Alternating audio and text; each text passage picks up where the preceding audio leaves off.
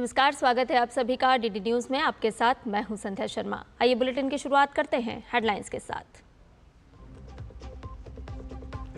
Operation सिंदूर के बाद सरकार ने बुलाई आज सर्वदलीय बैठक। पाकिस्तान और पीओके में आतंकी ठिकानों पर सटीक कार्रवाई की दी जाएगी जानकारी।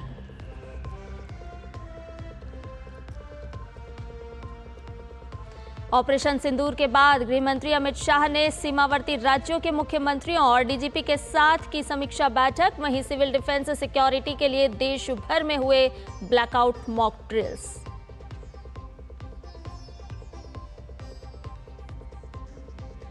भारत के 2 दिवसीय दौरे पर ईरान के विदेश मंत्री अपने समकक्ष डॉक्टर जयशंकर के साथ करेंगे द्विपक्षीय वार्ता। राष्ट्रपति द्रौपदी मुर्मू से भी होगी मुलाकात।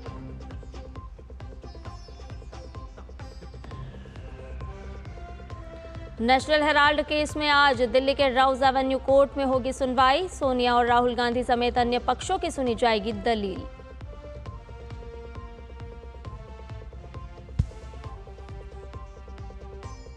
और पुतिन के आदेश के बाद यूक्रेन के साथ 3 दिन का संघर्ष विराम लागू, लेकिन यूक्रेन के मना करने पर अनिश्चितता के हालात। यूक्रेन ने मांगा 1 महीने का युद्ध विराम।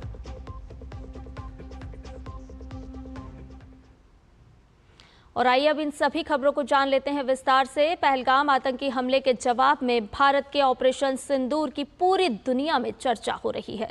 प्रधानमंत्री ने जहां सेना के अदम्य साहस और शौर्य की सराहना की है, तो वहीं रक्षा मंत्री ने कहा कि सेना ने पूरी सटीकता, सतर्कता और संवेदनशीलता के साथ ये कार्रवाई की है। इस कार्रवाई के बाद केंद्रीय गृह मंत्री अमित शाह ने पाकिस्तान और नेपाल के सीमावर्ती राज्यों के मुख्यमंत्रियों, डीजीपी और मुख्य सचिवों के साथ सुरक्षा स्थिति की समीक्षा बैठक भी की। 25 मिनट चले ऑपरेशन और जवाबी कार्रवाई में पाकिस्तान और पाकिस्तानी कब्जे वाले कश्मीर में 9 आतंकी ठिकानों को ध्वस्त किया गया। आतंक के खिलाफ रण, तबाह हुए आतंक के गढ़। 25 मिनट में 25 भारतीयों की मौत का बदला। कांप उठा दुश्मन का कलेजा। भारत माता की, भारत माता की, भारत माता की। देश की सेना के पराक्रम को सलाम करते हुए देश के रक्षा मंत्री राजनाथ सिंह पहलगाम हमले के बाद भारतीय सेना के ऑपरेशन सिंदूर की सफलता के बाद रक्षा मंत्री राजनाथ सिंह एक कार्यक्रम में पहुंचे और देश को इस अभियान की पूरी जानकारी दी। उन्होंने साफ कहा कि सेना ने पूरी सटीकता, सतर्कता और संवेदनशीलता से कार्रवाई की और हमारे मासूम लोगों को मारने वालों को मार गिराया। हमारी भारतीय सेनाओं ने अपने अद्भुत शौर्य और पराक्रम का परिचय देते हुए एक नया इतिहास रच दिया है। साथियों, भारत की सेना ने सटीकता, सतर्कता और संवेदनशीलता के साथ कार्रवाई की है। हमने जो लक्ष्य तय किए थे उन्हें ठीक समय, तय योजना के अनुसार सटीकता से उन्होंने ध्वस्त किया है। सेना को संपूर्ण संबल प्रदान करने के लिए अपने प्रधानमंत्री माननीय नरेंद्र मोदी जी को भी मैं साधुवाद देता हूं। हमने हनुमान जी के उस आदर्श का पालन किया है जो उन्होंने अशोक वाटिका उजाड़ते समय किया था। जिन मोहि मारा तिन मोहि मारे। हमने केवल उन्हीं को मारा जिन्होंने हमारे मासूमों को मारा। हमले के बाद दिन में सुरक्षा मामलों की मंत्रिमंडलीय समिति की बैठक हुई, जिसमें हालात की समीक्षा हुई। इसके बाद कैबिनेट की बैठक हुई। सूत्रों के अनुसार केंद्रीय मंत्रिमंडल की बैठक के दौरान प्रधानमंत्री नरेंद्र मोदी ने कहा कि भारतीय सेना ने तैयारी के मुताबिक बिना किसी गलती के कार्रवाई को अंजाम दिया। केंद्रीय कैबिनेट के सभी मंत्रियों ने प्रधानमंत्री नरेंद्र मोदी के नेतृत्व के प्रति विश्वास जताते हुए कहा कि पूरा देश उनके साथ है। प्रधानमंत्री नरेंद्र मोदी ने इस मौके पर सेना की सराहना भी की और कहा कि यह गर्व का पल है। बाद में प्रधानमंत्री नरेंद्र मोदी राष्ट्रपति भवन पहुंचे, जहां उन्होंने राष्ट्रपति द्रौपदी मुर्मू से मुलाकात की। पाकिस्तान में आतंकियों के खिलाफ ऑपरेशन सिंदूर के बाद राष्ट्रपति से प्रधानमंत्री की मुलाकात काफी अहम मानी जा रही है। ऑपरेशन सिंदूर के साथ बैठकों का दौर भी लगातार जारी है। केंद्रीय गृह मंत्री अमित शाह ने सीमावर्ती राज्यों के मुख्यमंत्रियों, डीजीपी और मुख्य सचिवों के साथ बैठक की। जम्मू कश्मीर, पंजाब, राजस्थान, गुजरात, उत्तराखंड, उत्तर प्रदेश, बिहार, सिक्किम, पश्चिम बंगाल के सीएम और लद्दाख और जम्मू कश्मीर के एलजी बैठक में मौजूद रहे। ऑपरेशन सिंदूर की सफलता के बाद केंद्र सरकार ने 8 मई को सुबह 11 बजे एक सर्वदलीय बैठक बुलाई है। रक्षा मंत्री राजनाथ सिंह, गृह मंत्री अमित शाह और संसदीय कार्य मंत्री किरेन रिजिजू सहित वरिष्ठ मंत्री सरकार का प्रतिनिधित्व करेंगे। बैठक का एजेंडा विपक्षी नेताओं को ऑपरेशन सिंदूर के बारे में जानकारी देने और राष्ट्रीय सुरक्षा मामलों पर भविष्य की कार्रवाई पर चर्चा करने पर केंद्रित है। ऑपरेशन सिंदूर के बाद भारत के कूटनीतिक कदम भी जारी हैं। विदेश मंत्री डॉक्टर एस जयशंकर ने कतर के प्रधानमंत्री और विदेश मंत्री महामहिम शेख मोहम्मद बिन अब्दुल रहमान अल थानी से बात की। सीमा पार आतंकवाद को रोकने के लिए भारत की टारगेटेड और संतुलित प्रतिक्रिया पर चर्चा हुई। विदेश सचिव विक्रम मिस्री ने यूएनएससी सदस्यों के राजदूतों को पाकिस्तान और पीओके में आतंकी शिविरों के खिलाफ भारत के अभियान के बारे में जानकारी दी। राष्ट्रीय सुरक्षा सलाहकार अजीत डोभाल ने अमेरिका के विदेश मंत्री मार्को रूबियो से बातचीत की। उन्होंने UK NSA Jonathan Powell, Saudi Arab के NSA Musaed Al Aiban, UAE NSA HH Sheikh Tahnoun, UAE के एनएससी के महासचिव अली अल शम्सी और जापान के एनएसए मसाटा का ओकानो से भी बात की और फ्रांसीसी राष्ट्रपति के राजनयिक सलाहकार के साथ भी संपर्क स्थापित किया गया। एनएसए ने अपने समकक्षों को की गई कार्रवाई और निष्पादन की विधि के बारे में जानकारी दी, जो कि बेहद संयमित थी। उन्होंने इस बात पर जोर दिया कि भारत का इरादा आगे बढ़ने का नहीं है, लेकिन अगर पाकिस्तान आगे बढ़ने का फैसला करता है तो वह दृढ़ता से जवाब देने के लिए पूरी तरह से तैयार है। एनएसए आने वाले दिनों में अपने समकक्षों के संपर्क में रहेंगे। ऑपरेशन सिंदूर के बाद पाकिस्तान बौखलाया हुआ है और कल रात से ही पाकिस्तानी सेना एलओसी पर गोलीबारी कर रही है। इस दौरान पुंछ और तंगधार के नागरिक इलाकों को निशाना बनाया गया है। भारतीय सेना इसका करारा जवाब दे रही है। अश्वनी, नीरज, देवेंद्र और सुधाकर के साथ ब्यूरो रिपोर्ट, डीडी न्यूज। और वहीं भारत की इस कार्रवाई के बाद तमाम पार्टियों के नेताओं ने केंद्र सरकार और सेना के साहस को सलाम किया है और सेना के पूर्ण समर्थन की बात भी कही है। पहलगाम हमले के बाद प्रधानमंत्री नरेंद्र मोदी के नेतृत्व में जिस प्रकार से भारत सरकार आतंकवादियों और उनके समर्थकों के खिलाफ कार्रवाई कर रही थी, उससे ये बात साफ हो गई थी कि अब आतंकवादियों और उन्हें पनाह देने वालों की खैर नहीं है। अब ऑपरेशन सिंदूर ने जिस तरह से आतंकी ठिकानों को निशाना बनाया है, इससे हर कोई केंद्र सरकार और सेना के साहस को सलाम कर रहा है। केंद्रीय गृह मंत्री अमित शाह ने एक्स पर लिखा, हमें अपने सशस्त्र बलों पर गर्व है। ऑपरेशन सिंदूर पहलगाम में हमारे निर्दोष भाइयों की क्रूर हत्या के प्रति भारत की प्रतिक्रिया है। मोदी सरकार भारत और उसके लोगों पर किसी भी हमले का मुंहतोड़ जवाब देने के लिए प्रतिबद्ध है। भारत आतंकवाद को जड़ से खत्म करने के लिए पूरी तरह प्रतिबद्ध है। भाजपा अध्यक्ष और केंद्रीय मंत्री जेपी नड्डा ने एक्स पर एक पोस्ट साझा करते हुए लिखा, पहलगाम पर भारत का पैगाम, छेड़ोगे तो छोड़ेंगे नहीं। प्रधानमंत्री मोदी ने कहा कि भारत की आत्मा पर हमला करने वालों को कड़ी सजा मिलेगी। भारत आतंकवाद को जड़ से उखाड़ फेंकने में भी सक्षम है और संकल्पबद्ध भी है। इसी प्रकार अन्य केंद्रीय मंत्रियों ने भी अपनी प्रतिक्रियाएं दी। पूरे देश में इस बात की खुशी है कि हम लोगों ने बदला लिया। जिन लोगों ने निर्दोष हमारे नागरिकों की जानें ली थी, लोगों के मांग के सिंदूर मिटाए थे, उसको मुंहतोड़ जवाब हमारे देश ने दिया। ऑपरेशन सिंदूर की तारीफ करते हुए कांग्रेस सहित अन्य विपक्षी दलों ने भारतीय सेना को पूरा समर्थन दिया है। हम गर्व करते हैं जिन्होंने ऑपरेशन सिंदूर तहत पाकिस्तान और पाकिस्तान ऑक्युपाइड कश्मीर के आतंकी ठिकानों पर साहसिक और निर्णायक कार्रवाई करते हुए मुंहतोड़ जवाब दिया है। आतंकवाद को जड़ से खत्म करने के लिए जो सरकार फैसला लेना चाहे, सरकार के साथ समाजवादी पार्टी है। हम लोगों ने कभी भी किसी के साथ गलत नहीं किया, लेकिन अगर हमारे साथ कोई गलत करेगा तो उसको मुंहतोड़ जवाब देना हमें आता है। वहीं सभी राज्यों और केंद्र शासित प्रदेशों के मुख्यमंत्रियों ने आतंकी ठिकानों पर साहसिक और निर्णायक कार्रवाई करने पर जाबाज सैनिकों के साहस, दृढ़ संकल्प और राष्ट्रभक्ति को सलाम किया। कहीं पाकिस्तान की मिलिट्री को टारगेट नहीं किया गया, पाकिस्तान के बड़े बड़े सिविलियन इदारों को टारगेट नहीं किया गया, पाकिस्तान के बड़े शहरों को टारगेट नहीं किया गया।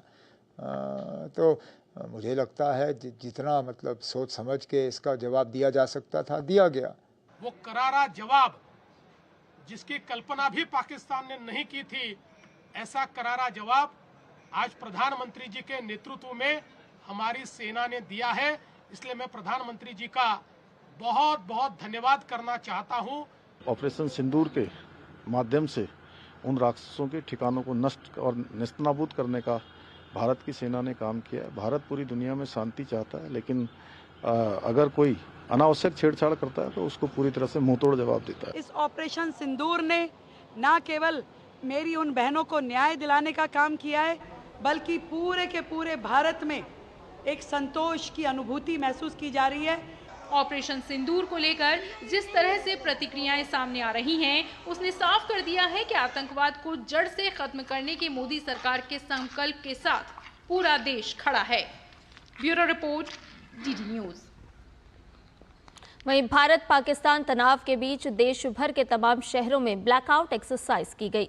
गृह मंत्रालय ने जिन शहरों को सिविल डिफेंस डिस्ट्रिक्ट के तौर पर लिस्ट किया है, वहां ये मॉक ड्रिल की गई। इसमें लोगों, कर्मचारियों, स्टूडेंट्स को आपात स्थिति में बचाव और लोगों को निकालने के तरीके समझाए गए। सिविल डिफेंस डिस्ट्रिक्ट्स को उनकी संवेदनशीलता के आधार पर 3 कैटेगरी में बांटा गया है। कैटेगरी 1 सबसे संवेदनशील और कैटेगरी 3 कम सेंसिटिव है। गृह मंत्रालय ने 5 मई को सभी राज्यों को मॉक ड्रिल कराने के आदेश जारी किए थे, जिसके बाद सभी राज्यों ने ब्लैकआउट एक्सरसाइज की। और पहलगाम आतंकी हमले में शहीद हुए मधुसूदन राव के परिजनों ने ऑपरेशन सिंदूर के लिए प्रधानमंत्री नरेंद्र मोदी का आभार व्यक्त किया है। उन्होंने कहा कि यह हमारे परिवार के लिए बड़ी खबर है। आतंकियों को बाहर निकालने के लिए हम पीएम मोदी के शुक्रगुजार हैं। वहीं मधुसूदन राव की एक अन्य रिश्तेदार ने कहा कि ऑपरेशन का नाम ही सब कुछ कह देता है। भारतीय सशस्त्र बलों ने कई परिवारों की तरफ से बदला लिया है। इसके लिए पीएम मोदी को धन्यवाद। There was an operation Sindoor was happened in the last night, which was taken the revenge of our 27 families. The name itself is telling that Operation Sindoor. We are thanks to Modi and also all the 27 families. So thanks a lot, Modi ji. It's really great news to our families, whoever suffered due to this Pahalgam attack. And really we are very thankful for you for these efforts which you have put to bring out these terrorists. We are thinking that this is a beginning, and definitely Modi ji government will make it more like impacting the economy of the Pakistan, and definitely there should not be any terrorist attack in future in India. और पाकिस्तान ने कल आधी रात के बाद एक बार फिर संघर्ष विराम का उल्लंघन किया। पाकिस्तानी सेना की चौकियों ने जम्मू कश्मीर के कुपवाड़ा, बारामूला, उरी और अखनूर क्षेत्रों में नियंत्रण रेखा के पार छोटे हथियारों और तोपों का इस्तेमाल करते हुए बिना उकसावे के गोलीबारी की। भारतीय सशस्त्र बलों ने बिना उकसावे के की गई गोलीबारी का प्रभावी ढंग से जवाब दिया। पहलगाम के आतंकी हमले के बाद पाकिस्तानी सेना संघर्ष विराम का लगातार उल्लंघन कर रही है और एयर स्ट्राइक के बाद भी उसकी नापाक हरकतें जारी है। इसके साथ ही पाकिस्तान ने पूर्वी हवाई क्षेत्र बंद कर दिया है।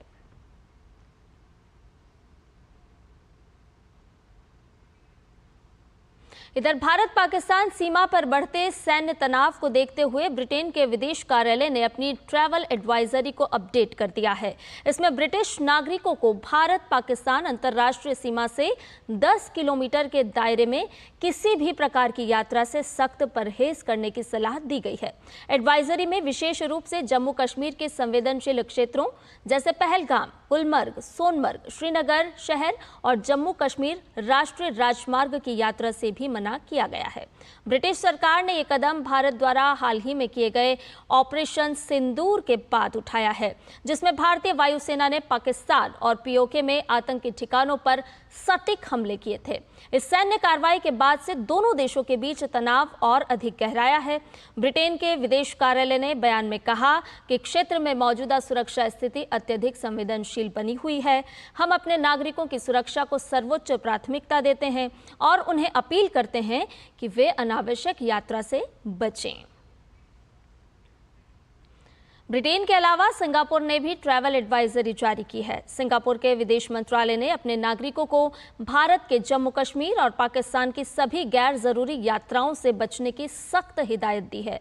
मंत्रालय ने विशेष रूप से भारत पाकिस्तान सीमावर्ती क्षेत्रों में स्थिति को अस्थिर और संवेदनशील बताया है और वहां यात्रा कर रहे सिंगापुर के नागरिकों से अत्यधिक सतर्कता बरतने को कहा गया है। इस बीच भारतीय विदेश मंत्रालय ने भी पर्यटकों से अपील की है कि वे आधिकारिक दिशा निर्देशों का पालन करें और किसी भी यात्रा से पूर्व स्थानीय प्रशासन या दूतावासों से जानकारी प्राप्त करें। खबरों में बढ़ते हैं आगे। विश्वविद्यालय अनुदान आयोग के नाम से एक फर्जी सार्वजनिक नोटिस प्रसारित किया जा रहा है, जिसमें दावा किया गया है कि युद्ध की स्थिति के कारण सभी परीक्षाएं रद्द कर दी गई हैं और छात्रों को घर लौटने की सलाह दी गई है। इसके बाद यूजीसी ने पुष्टि की है कि ये नोटिस पूरी तरह से भ्रामक है और इस तरह के निर्देश नहीं दिए गए हैं। यूजीसी की तरफ से बताया गया है कि सभी आधिकारिक अपडेट केवल यूजीसी की वेबसाइट और यूजीसी के आधिकारिक सोशल मीडिया चैनल्स पर हैं। इसके बाद यूजीसी ने फर्जी सूचनाओं के झांसे में न आने, सतर्क रहने और केवल आधिकारिक यूजीसी स्रोतों का अनुसरण करने के निर्देश दिए हैं। और बुलेटिन में खबरें अभी और भी हैं, लेकिन फिलहाल लेते हैं एक छोटा सा ब्रेक, जल्द हाजिर होंगे।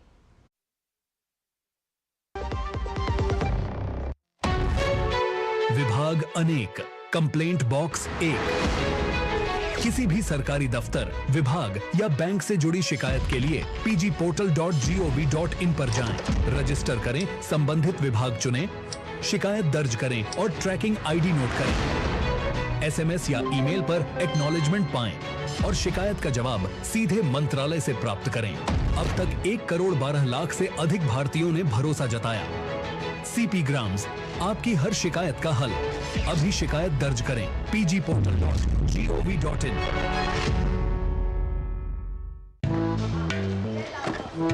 मैडम, राजमा चुटकी में पकेगा। अच्छा, लिख के दीजिएगा। लिख के तो बेस्ट चावल खुल के खिलेगा। लिख के दे दो। क्या मैडम?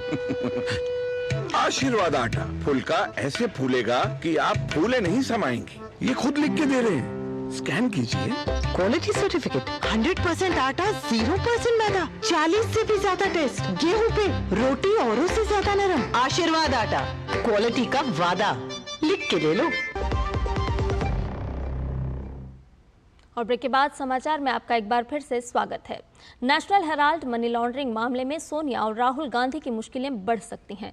दिल्ली के राउज एवेन्यू कोर्ट में नेशनल हेराल्ड मनी लॉन्ड्रिंग मामले में सोनिया और राहुल गांधी समेत अन्य पक्षों की दलीलों को आज सुना जाएगा। पिछली सुनवाई के दौरान कोर्ट ने कहा था कि चार्जशीट पर संज्ञान लेने से पहले आरोपियों का पक्ष सुनने का अधिकार छीना नहीं जा सकता है। ऐसे में आज होने वाली सुनवाई के बाद कोर्ट यह तय करेगी कि आरोपियों के खिलाफ मुकदमा शुरू किया जाना चाहिए या नहीं। गौरतलब है कि पूरे मामले में ईडी का आरोप है कि सोनिया और राहुल गांधी समेत अन्य कांग्रेस नेताओं ने मिलकर साजिश रची और एजेएल की 99% हिस्सेदारी एक निजी कंपनी यंग इंडियन को महज 50 लाख रुपए में सौंप दी। ये कंपनी सोनिया राहुल के नियंत्रण में है। ईरान के विदेश मंत्री अब्बास अराक्ची भारत दौरे पर हैं। वे आज दिल्ली में भारत और ईरान के बीच 20वीं संयुक्त आयोग बैठक की सह अध्यक्षता करेंगे।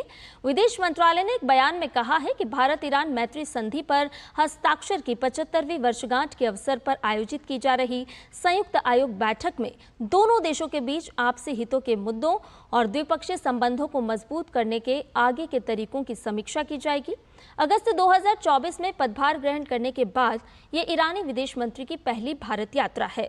अपनी यात्रा के दौरान अराक्ची विदेश मंत्री डॉक्टर एस जयशंकर के साथ द्विपक्षीय बैठक भी करेंगे। और रूस के राष्ट्रपति व्लादिमीर पुतिन के आदेश के बाद रूस और यूक्रेन के बीच 3 दिवसीय युद्ध विराम लागू हो गया है। पुतिन ने विक्ट्री डे के अवसर पर होने जा रहे समारोह को देखते हुए अस्थायी युद्ध विराम की घोषणा की है। युद्ध विराम आज रात 9 बजे से शुरू हो जाएगा। विक्ट्री डे के मौके पर मॉस्को के रेड स्क्वायर पर एक परेड आयोजित होगी जो महान देशभक्तिपूर्ण युद्ध में रूस की जीत की 80वीं वर्षगांठ का प्रतीक होगा। ये कार्यक्रम पुतिन के लिए एक अहम कार्यक्रम है। इस समारोह में चीन के शी जिनपिंग और ब्राजील के लुइस इनासियो लुला दा सिल्वा समेत 29 देशों के नेताओं के शामिल होने की उम्मीद है। हालांकि यूक्रेन ने युद्ध विराम आदेश को खारिज कर दिया है और बिना शर्त के 30 दिन के युद्ध विराम का आह्वान ज़ेलेंस्की ने किया है। बता दें कि इस प्रस्ताव का समर्थन अमेरिकी राष्ट्रपति डोनाल्ड ट्रंप ने किया था और पहले पुतिन ने इसे अस्वीकार कर दिया था।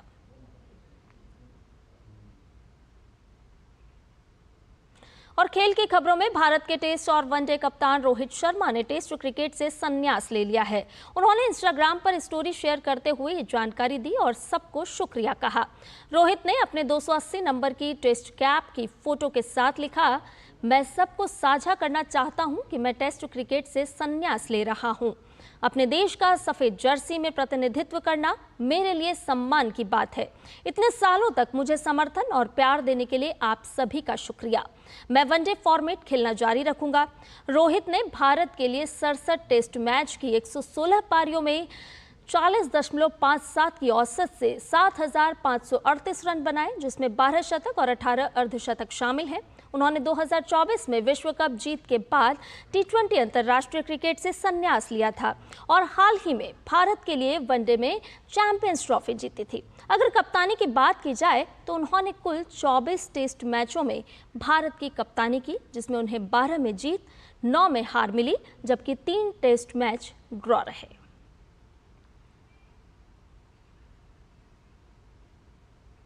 और अंतर्राष्ट्रीय क्रिकेट परिषद ICC के अध्यक्ष जय शाह ने सोशल मीडिया प्लेटफॉर्म एक्स पर लिखा है कि टेस्ट क्रिकेट में दमदार नेतृत्व और करियर के दौरान प्रशंसकों को अपनी पारियों से प्रभावित करने के लिए रोहित शर्मा को धन्यवाद।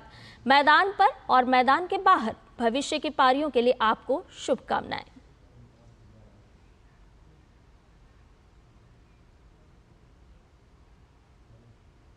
इधर चेन्नई सुपर किंग्स ने IPL के 57वें मैच में कोलकाता नाइट राइडर्स पर 2 विकेट की रोमांचक जीत हासिल की है। ऐसा पहली बार हुआ है जब चेन्नई ने पावर प्ले में 5 विकेट गंवाने के बाद टारगेट चेंज किया है। टीम ने 180 रन का टारगेट 19 ओवर 4 गेंद में 8 विकेट पर हासिल कर लिया। कप्तान MS धोनी 17 रन बनाकर नाबाद लौटे। डेवाल्ड ब्रेविस ने 25 बॉल पर 52 और शिवम दुबे ने 40 बॉल पर 45 रनों की पारी खेली। उर्विल पटेल ने 11 बॉल पर 31 रन बनाए। वैभव अरोड़ा ने 3 विकेट लिए। हर्षित राणा और वरुण चक्रवर्ती को 2-2 विकेट मिले। कोलकाता नाइट राइडर्स ने ईडन गार्डन स्टेडियम में टॉस जीतकर बैटिंग चुनी और 20 ओवर में 6 विकेट पर 179 रन बनाए। कप्तान अजिंक्य रहाणे के 48 रन बनाए। आंद्रे रसेल ने 38 और मनीष पांडे ने नाबाद 36 रन का योगदान दिया। नूर अहमद ने 4 विकेट झटके। वे प्लेयर ऑफ द मैच चुने गए। IPL के आज के मुकाबले की बात की जाए तो आज होने वाले 58वें मुकाबले में पंजाब किंग्स और दिल्ली कैपिटल्स का आमना सामना होगा। दोनों टीम के बीच ये मुकाबला धर्मशाला के HPCA स्टेडियम में होगा। मैच की शुरुआत शाम को 7:30 बजे से होगी। पंजाब के दूसरे घरेलू मैदान धर्मशाला में खेला जाने वाला ये दूसरा मैच है। पंजाब की टीम मौजूदा सीजन में शानदार प्रदर्शन कर रही है। श्रेयस अय्यर की कप्तानी में पंजाब अब तक खेले 11 मैच में से 7 में जीत दर्ज कर चुका है और 3 में उसे हार का सामना करना पड़ा है। 15 अंक के साथ पंजाब की टीम पॉइंट्स टेबल में तीसरे स्थान पर है। वहीं दूसरी ओर दिल्ली कैपिटल्स का भी प्रदर्शन शानदार रहा है। दिल्ली कैपिटल्स की टीम ने अब तक 11 मैच खेले हैं, जिसमें से उन्होंने 6 में जीत दर्ज की है। 13 अंकों के साथ वो अंक तालिका में 5वें नंबर पर है। दिल्ली कैपिटल्स को आईपीएल प्लेऑफ की दौड़ में बने रहने के लिए फॉर्म में चल रही पंजाब किंग्स के खिलाफ करो या मरो के मुकाबले में हर हालत में जीत दर्ज करनी होगी। और इस खबर के साथ ही समाचार में फिलहाल इतना ही। मुझे दीजिए इजाजत। नमस्कार।